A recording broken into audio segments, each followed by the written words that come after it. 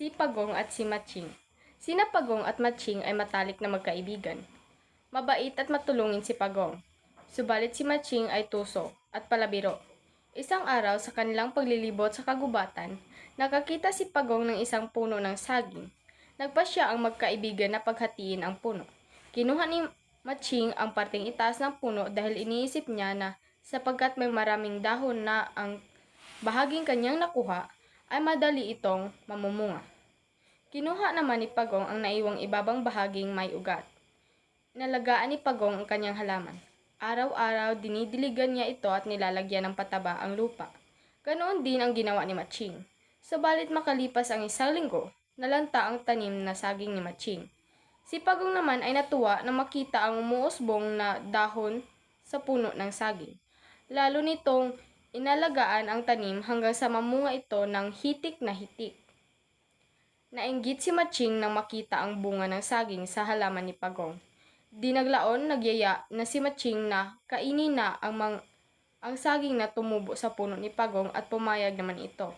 Ngunit hindi aakyat si Pagong kung kaya nangako si Matching na siya na lamang ang aakyat sa puno at lalaglagan na lamang niya ng saging si Pagong. Pumayag naman si Pagong sa alok ni Matching. Subalit na makarating si Matching sa taas ng puno, kinain niya ang lahat ng bunga ng puno. Wala itong itinira para kay Pagong.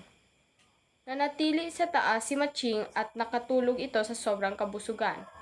Galit na galit si Pagong kay Matching sa ginawa ito sa kanya. Kung kaya habang natutulog ito sa sobrang kabusugan, naglagay ng mga tinik sa ilalim ng puno si Pagong. Nang magising si Matching ay nakita niya ang mga tinik kaya humingi ito ng tulong kay Pagong.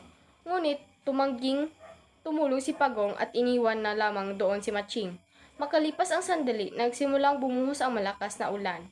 Walang nagawa si Matching kundi bumaba sa puno ng saging. Nasaktan ito sa mga tinik na nakatusok sa puno ng saging sa kanyang pagbaba. Kaya nangako siya sa sarili na gaganti siya kay Pagong. Kinabukasan, kahit mahapdi pa ang mga sugat ni Matching, ay hinanap niya si Pagong. Nakita niya itong naglalakad sa mga kakahuyan. Kinuha ni Matching si Pagong na takot na takot. Nagtanong si Pagong kung anong gagawin nito sa kanya. At sinabi ni Matching na tatadtarin siya nito ng pinong-pino. Nag-isip ng paraan si Pagong para maisahan ang tusong Matching.